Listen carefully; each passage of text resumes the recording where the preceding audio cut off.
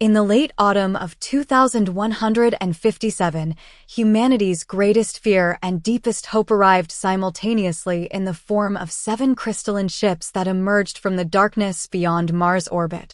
The vessels, each nearly 2 kilometers in length, approached Earth with a deliberate slowness that suggested either caution or calculated intent. Their arrival brought the world to a standstill as billions watched their screens, united in breathless anticipation. Commander Sarah Chin stood at her post in the newly constructed Lunar Defense Command, her dark eyes fixed on the holographic display showing the approaching vessels. 20 years of military service hadn't prepared her for this moment. No one was prepared, despite all the protocols and simulations. Multiple attempts at communication from the vessel's commander, Lieutenant Rivera, reported, his fingers dancing across his console. They're broadcasting on all frequencies, using basic mathematical sequences followed by English? Chen's eyebrows rose. English? Already. They claim they've been studying our transmissions for decades, Commander. They're identifying themselves as the Zanari, a spacefaring civilization from the Carina arm. The message that followed was broadcast globally, as the alien ships requested. Their spokesperson, who called himself Ambassador Kral, appeared on screens worldwide. The being's translucent skin revealed patterns of bioluminescent organs beneath, pulsing in rhythm with his words. People of Earth, the message began, we come in peace and friendship, seeking to welcome you into the greater galactic community. We are the Zanari, guardians of emerging civilizations, and we have watched your remarkable progress with great interest. The words were perfect, perhaps too perfect. Chen had spent her career studying potential first contact scenarios, and something about this felt rehearsed, calculated. While the world celebrated in the streets below, she began quietly running deeper scans of the vessels. Over the next 3 weeks, the Zanari proved to be generous guests. They shared medical knowledge that led to cures for several forms of cancer. They provided designs for more efficient solar cells. They spoke of trade agreements and cultural exchange programs. World leaders competed for their attention, and the global economy soared on the promise of alien technology. But Chen's suspicions only grew. The scanner data revealed unusual energy signatures from the Zanari ships, patterns that suggested weapons systems far more extensive than would be needed for peaceful exploration. More concerning were the encrypted transmissions her team detected, directed toward the Kuiper Belt. During a private meeting with the United Earth Defense Council, Chen voiced her concerns. Their ship configurations don't match their story, she explained, pointing to detailed scans. These aren't diplomatic vessels retrofitted for first contact. They're warships trying to look diplomatic. Commander Chin, General Santos interrupted, the Zanari have already shared technology that saved millions of lives. They've shown no hostile intent. That's exactly my point, sir, Chen pressed. They're being too perfect, too generous. They're following every first contact protocol we've ever theorized, not as aliens would, but as if they've studied our specific expectations. It's like they're reading from our own playbook. The council dismissed her concerns as paranoia, but authorized her to continue her investigation, quietly. Chin assembled a small team of analysts and began piecing together a disturbing pattern. The Zanari's generous technology shares all had one thing in common. They encouraged Earth to redirect resources away from military research and toward civilian infrastructure. Then came the request that confirmed her fears. Ambassador Kral, in a private meeting with the Council, suggested that Earth demonstrate its commitment to peace by deactivating its remaining nuclear arsenal and defensive satellites. Such weapons have no place among civilized worlds, he declared, his skin pulsing with calming patterns of blue and green. That night, Chen's team intercepted and decoded one of the encrypted transmissions to the Kuiper Belt. The message was brief but chilling. Phase 1 complete. Indigenous defenses being dismantled. Begin fleet deployment. Chin immediately enacted Emergency Protocol 0, a classified program she had developed in secret, with the support of a few forward-thinking council members. As she typed in her authorization codes, she thought about the ancient civilizations of Earth, how often peaceful first contact had been followed by conquest. Lieutenant Rivera, she called out, Her voice steady despite the gravity of the moment, send the wake-up signal to the Sentinel array. Ma'am? Rivera's eyes widened as he realized what she was suggesting. That was never officially approved. No, Chen agreed, because officially it doesn't exist. But in about 6 hours, we're going to be very glad it does. Deep beneath the lunar surface, in caverns hidden from even the most sophisticated scans, thousands of automated defense platforms began to power up. Chen had called them her insurance policy, a last line of defense built in secret, using technology reversed engineered from a crashed alien vessel found decades ago in the Atacama Desert. As she watched the systems coming online, Chen thought about how the Zanari's perfect performance had been their tell. Real people made mistakes. Real diplomacy was messy. Only someone following a conquest playbook would know exactly what their target wanted to hear. The real test would come soon. Long-range sensors were already detecting the energy signatures of a much larger fleet approaching from the Kuiper Belt. Humanity's first real contact with alien life was about to become humanity's first interstellar war. Commander Chen opened a secure channel to the few military leaders she trusted. The honeymoon is over, she announced. Time to show our new friends that humanity isn't as defenseless as they think. The Sentinel array wasn't just a weapon system, it was humanity's greatest secret and, Commander Chen hoped, its salvation.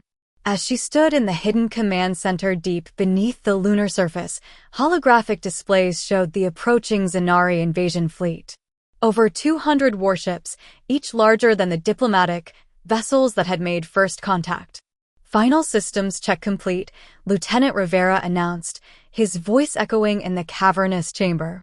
All Sentinel platforms reporting ready. Quantum entanglement network is stable. Chen allowed herself a small smile. The array had been built using technology that officially didn't exist, funded by a black budget so secret that even most world leaders didn't know about it. The key breakthrough had come from that crashed ship in the Atacama, not its weapons or engines, but its quantum communication system.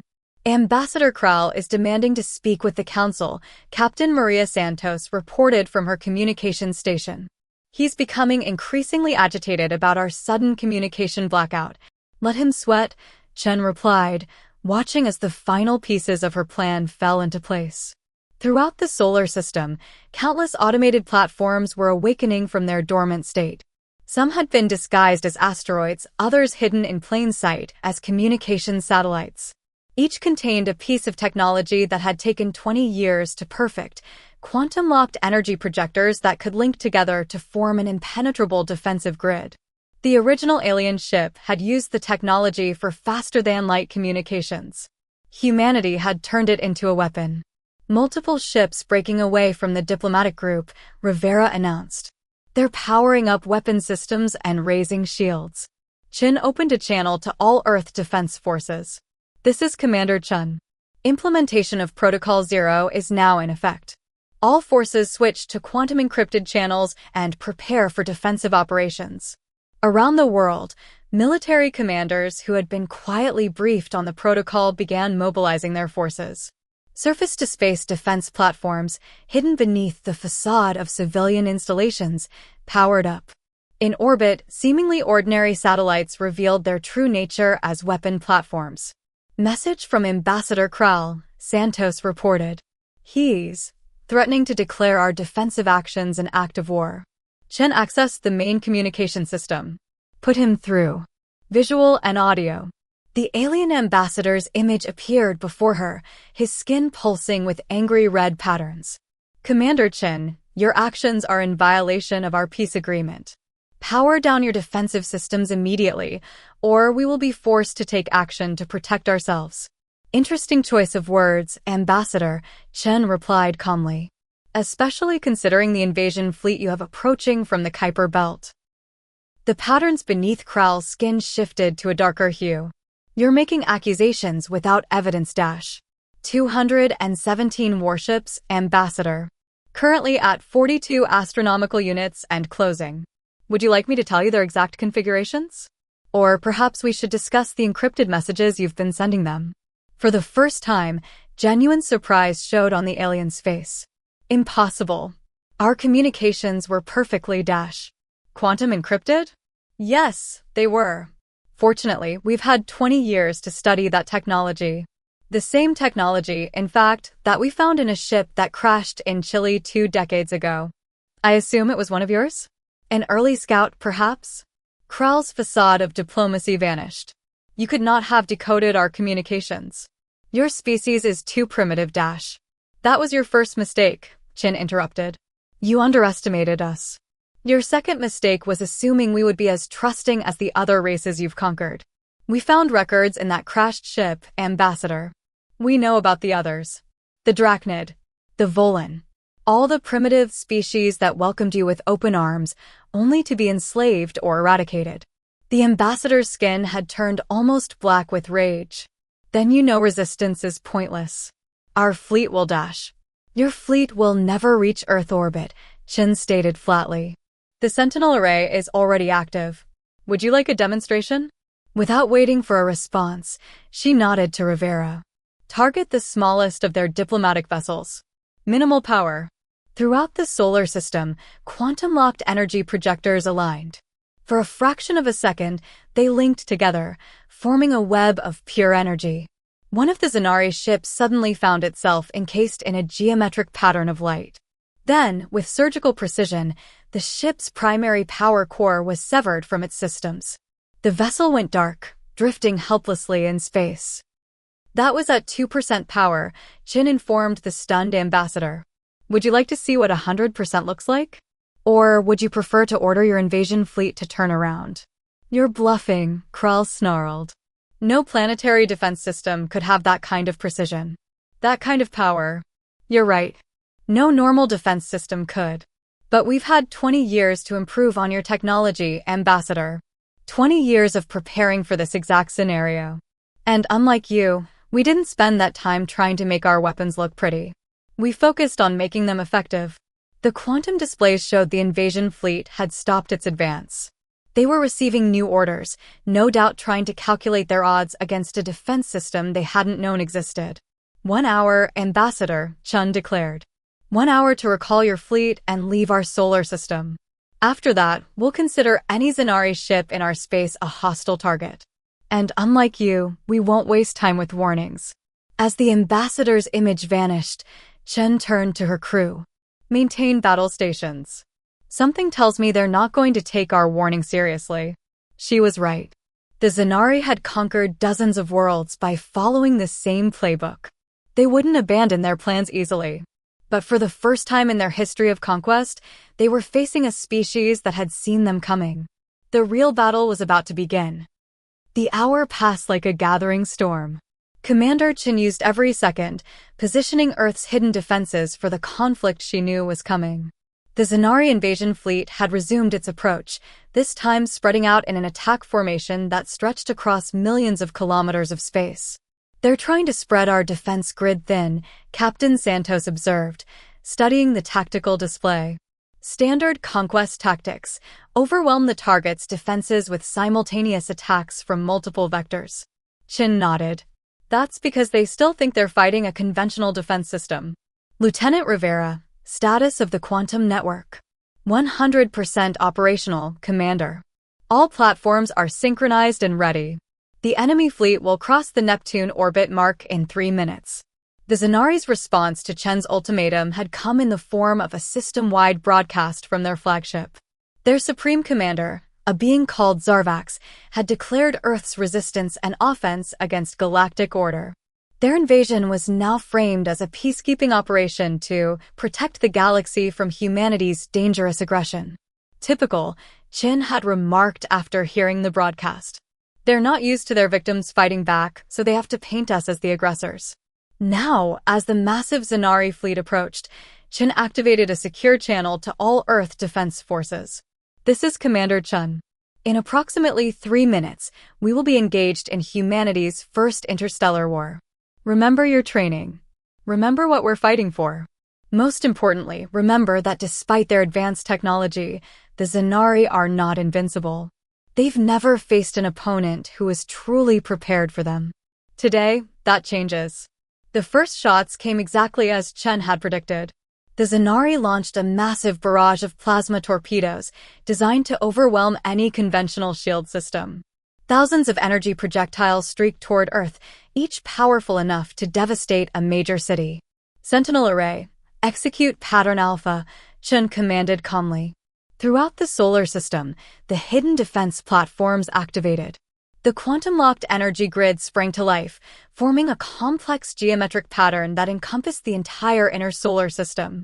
As the plasma torpedoes entered the grid's range, they encountered something the Zanari had never seen before, a defense system that could adapt and respond in real time through quantum entanglement. The torpedoes simply vanished, their energy absorbed and redistributed through the grid. Enemy fleet showing signs of confusion, Rivera reported, unable to keep a note of satisfaction from his voice. They're adjusting their attack pattern. The Zanari's next move was more direct. Their fleet accelerated, bringing their main weapons to bear. Energy beams capable of cutting through planetary crusts lashed out at Earth's defenses. Chun waited until the last possible moment. Execute Pattern Omega. The Sentinel Array's response was beautiful in its complexity. Instead of trying to block the enemy's weapons, the quantum grid redirected them. Hundreds of energy beams meant for Earth were suddenly turned back on their sources. 20 Zanari warships vanished in explosions that briefly rivaled the sun. Message from Supreme Commander Zarvax, Santos announced. They're demanding our surrender? Put him through, Chin ordered. Visual only from our end. The Zanari commander's image appeared, his crystalline body structure radiating fury. Your resistance is impressive, humans, but futile. You cannot hope to dash. With respect, Supreme Commander, Chin interrupted, you're not in a position to make demands. Your initial barrage failed. You've lost 20 ships. And you still haven't seen what our defense system can really do. You think your technological trickery can save you? We have conquered dozens of worlds. We have technologies you cannot dash. Had, Chin corrected. You had technologies we couldn't comprehend. Past tense. Would you like to know what we found in that crashed scout ship?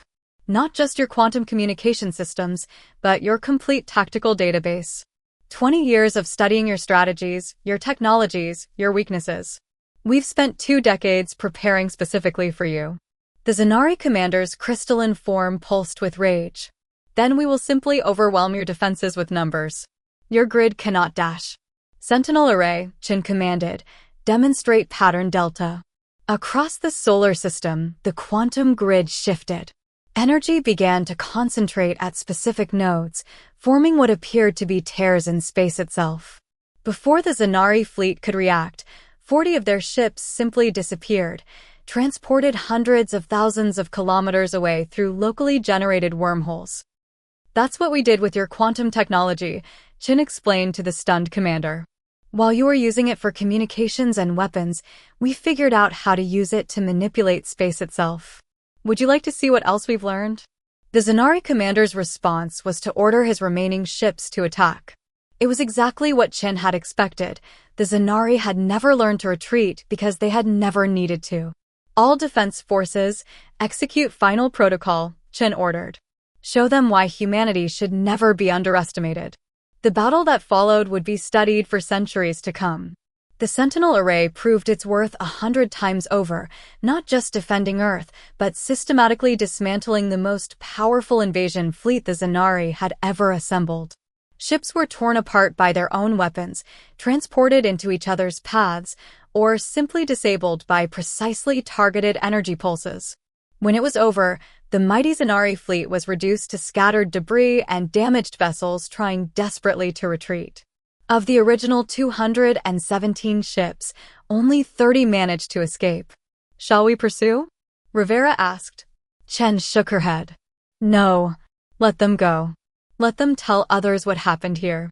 Let them spread the word that Earth is not to be trifled with. As she watched the surviving ships flee, Chin thought about the message this battle would send to the galaxy at large. Humanity had not just defended itself, it had proven itself capable of taking an adversary's technology and improving upon it in ways they had never imagined. Send word to all Earth forces, she ordered. The Battle of Seoul is over. We've won our first interstellar war. But as the celebration began around her, Chin was already thinking ahead. The Zanari wouldn't be the last alien species to threaten Earth. Others would come, perhaps even more powerful. That was fine. Earth would be ready for them too. The week following the Battle of Seoul brought a fundamental shift in human civilization. News of the victory spread across Earth like wildfire, uniting humanity in a way that no event in history had managed before. Commander Chin, despite her desire to remain in the background, found herself thrust into the spotlight as the architect of Earth's salvation. The quantum defense grid is just the beginning, she explained to the United Earth Council during an emergency session. What we learned from the Zanari technology, combined with our own innovations, has opened up possibilities we never imagined. The council chamber, located deep beneath Geneva, was filled with representatives from every nation. The old rivalries and political divisions that had dominated human history seemed trivial now. They had faced an interstellar threat together and emerged victorious. The Zanari's greatest mistake wasn't underestimating our military capability, Chin continued, gesturing to the holographic display showing the recovered alien technology. It was underestimating our ability to innovate. While they spent centuries perfecting their conquest strategy, they stopped pushing the boundaries of their own technology. They became complacent. Dr. Maya Patel, Earth's leading quantum physicist, stepped forward to join Chen's presentation. The quantum entanglement technology we recovered wasn't just about weapons or communications. It's given us insight into the fundamental nature of space-time itself. The transport capability we demonstrated during the battle? That was just scratching the surface. The implications were staggering. Within days of the victory, research facilities around the world began reporting breakthroughs in everything from energy production to medical science.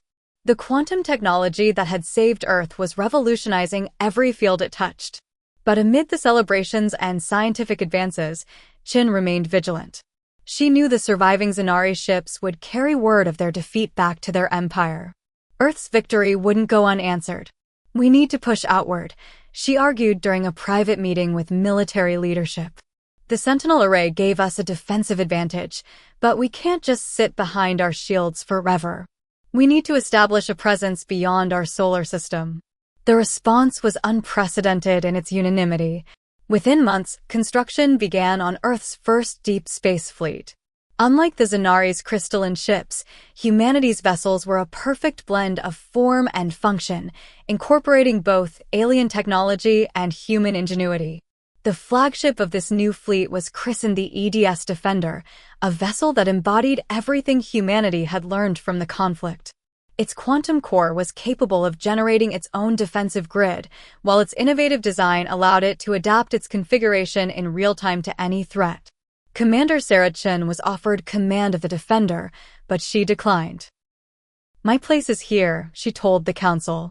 "Earth's defense must remain our priority. But I have someone in mind who would be perfect for the role." Captain Maria Santos received her promotion to fleet commander in a ceremony watched by billions around the world. As she took command of the Defender, she carried with her not just humanity's hopes for the future, but also the lessons learned from their first interstellar conflict. "The Zanari taught us something valuable," Santos addressed her crew during the Defender's maiden voyage.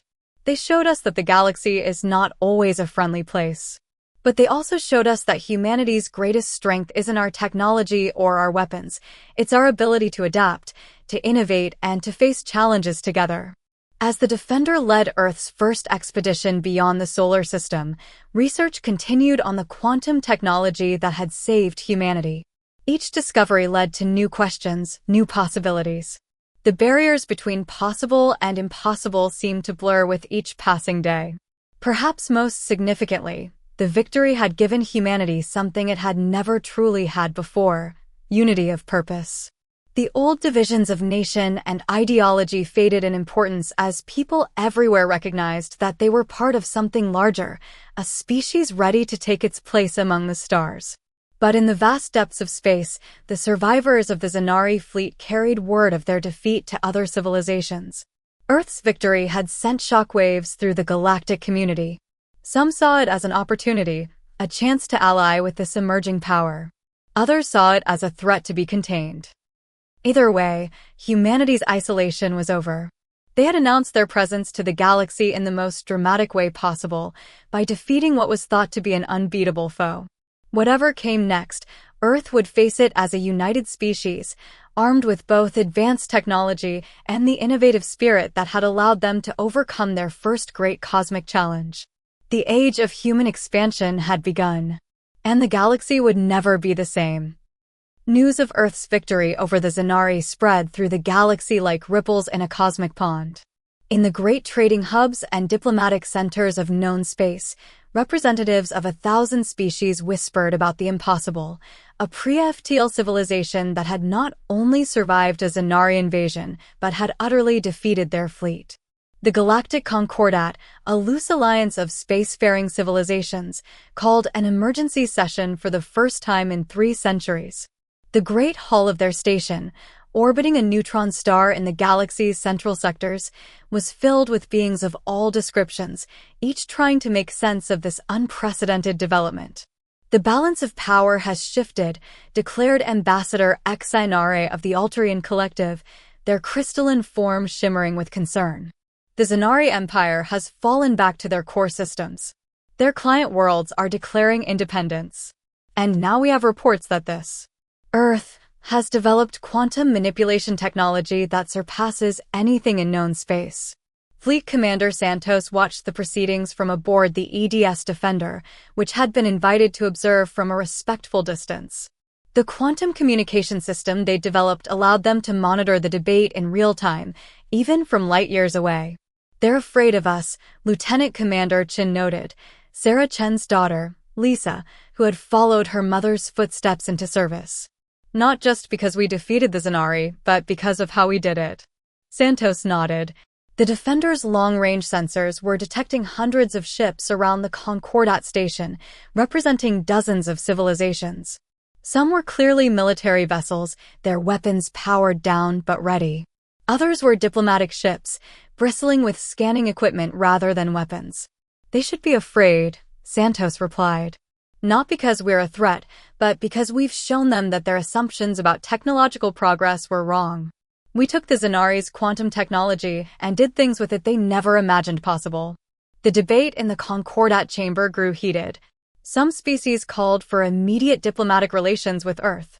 Others demanded containment protocols, arguing that humanity's rapid technological advancement posed a risk to galactic stability. Then a new voice cut through the chaos, a transmission from Earth itself. Commander Sarah Chen appeared before the assembled representatives, her holographic form standing proud in the center of the chamber. "Honorable representatives of the Galactic Concordat," she began, "I speak to you not as a warrior who helped defeat the Zanari, but as a member of a species that wishes to join the galactic community as equals." The chamber fell silent. Chen continued, "We understand your concerns. In less than a generation, we've gone from a planetary civilization to one capable of quantum manipulation and deep space travel. But consider this, we achieved this not through conquest or theft, but through innovation. When faced with a threat, we didn't just survive, we evolved." She gestured, and a holographic display appeared, showing the principles behind Earth's quantum defense grid. "We're willing to share this technology, to work with other civilizations to explore its potential. The Zanari used it for conquest. We used it for defense. Together, who knows what we might achieve?" The reaction was immediate. Dozens of representatives began speaking at once, their universal translators struggling to keep up with the cacophony of languages and concepts. But the tone had shifted from fear to curiosity, from suspicion to interest. Aboard the Defender, Santos smiled. "Your mother always did know how to read a room," she told Lisa Chen. The weeks that followed saw a parade of diplomatic vessels visiting Earth. Each brought their own proposals, their own offers of alliance or cooperation. Earth's quantum technology had become the most valuable commodity in known space, not just for its military applications, but for its potential to revolutionize everything from medicine to space travel. But perhaps more valuable than the technology itself was humanity's approach to it. Where other species saw limits, humans saw possibilities. Where others sought to perfect existing systems, humans looked for new ways to approach old problems. The Zanari's defeat had created a power vacuum in the galaxy, but Earth showed no interest in filling it through military might. Instead, humanity began establishing research colonies and trading posts, working with other species to explore the full potential of quantum science. "We're not going to repeat their mistakes," Commander Chin had declared during the planning of Earth's expansion. The Zanari failed because they saw the galaxy as something to be conquered. "We're going to succeed because we see it as something to be explored and understood." As the EDS Defender led humanity's first official diplomatic mission through Concordat space, Fleet Commander Santos reflected on how far they'd come. The ship's quantum core hummed with possibilities, each day bringing new discoveries and innovations. They had defeated one of the galaxy's greatest military powers not through superior numbers or brute force, but through human ingenuity and determination. Now, they were using those same qualities to forge a new path among the stars. The galaxy was changing, and humanity was helping to guide that change. Not through conquest or domination, but through innovation and cooperation. The age of the Zanari was over. The age of exploration and discovery had begun. And somewhere out there, in the vast expanse of space, the remaining Zanari ships nursed their wounds and watched as their former hunting grounds transformed into something entirely new, a galaxy where intelligence and innovation mattered more than military might. The stars themselves seemed brighter somehow, as if reflecting the promise of this new era. Humanity had arrived on the galactic stage not as conquerors or victims, but as pioneers and innovators. The future was unwritten, but for the first time in galactic history, it was filled with limitless possibilities. 5 years after Earth's victory over the Zanari, the Sol system had become unrecognizable. Quantum gates dotted the space between planets, allowing instant travel throughout the system. Space habitats housed millions, their quantum cores providing virtually unlimited energy and resources. Earth itself had been transformed, its cities reaching skyward with technology that blended human creativity with alien advancement. Commander Sarachin stood at the observation deck of the new Sol Defense Command, a massive station orbiting at Earth's L5 point. Below her, diplomatic ships from dozens of species moved through carefully coordinated lanes of traffic, each coming to learn from the civilization that had changed the galaxy's balance of power.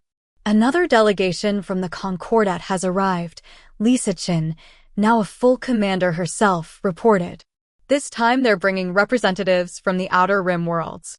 Apparently, our quantum medical technology has caught their attention. Sarah nodded, watching as a massive bioorganic vessel, its living hull pulsing with neural patterns, approached one of the quantum docking arrays. The Outer Rim species had initially been the most skeptical of Earth's rapid rise to prominence. Now they were among humanity's most eager partners. "How's the Artemis project progressing?" Sarah asked, though she already knew the answer. She had made it her business to stay informed about every major initiative Earth was undertaking. "The first intergalactic quantum probe launches next week," Lisa replied with pride. "The Concordat scientists still can't believe we managed to extend quantum entanglement across such vast distances. They said it was impossible. They say that about a lot of things we do," Sarah smiled. "That's why they keep coming back. We're not just using technology, we're reimagining what's possible with it." The quantum communications network that now spanned known space was proof of that.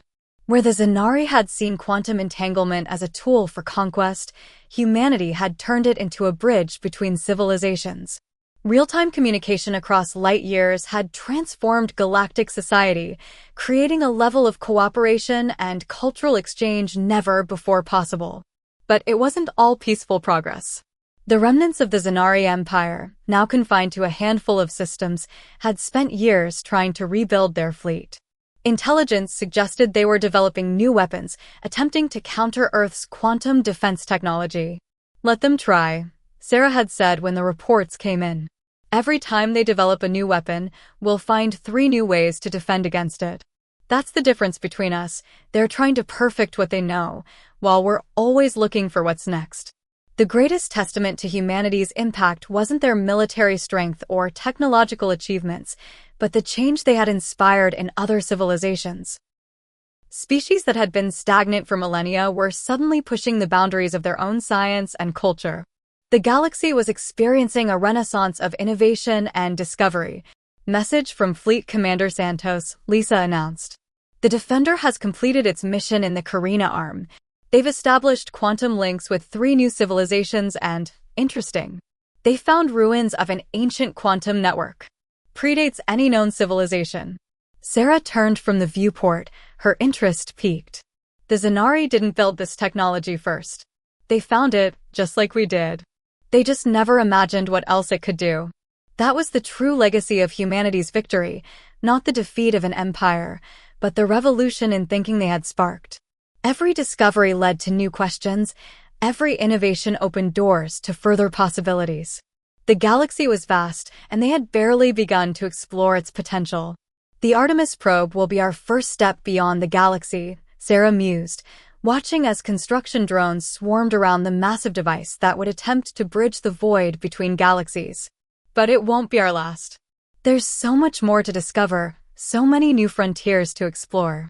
The quantum core of the station hummed with energy, a sound that had become as familiar to humanity as the beating of their own hearts. In research centers across Earth and its colonies, scientists continued to push the boundaries of what was possible. The defeat of the Zanari had taught humanity an important lesson. There were no fixed limits, no unchangeable rules. There were only challenges waiting to be overcome. As the sun set on another Earth day, casting the station in golden light, Sarah Chen reflected on how far they had come. From a single crashed scout ship, they had built a defense that had saved their world. From that victory, they had forged a future that no one could have imagined. What do you think they'll say about us? Lisa asked, watching as another diplomatic vessel approached. 1,000 years from now, when they tell the story of how humanity changed the galaxy, Sarah smiled, thinking of all the possibilities that still lay ahead. They'll say we did what humans have always done. We looked at the impossible, and instead of accepting it, we asked, why not? And then we found a way to make it happen. The stars beckoned, each one holding new mysteries, new challenges, new opportunities for discovery. Humanity had proven itself not just as a species capable of defending itself, but as one that could help guide the galaxy toward a future of unlimited potential. The age of conquest was over. The age of exploration had begun.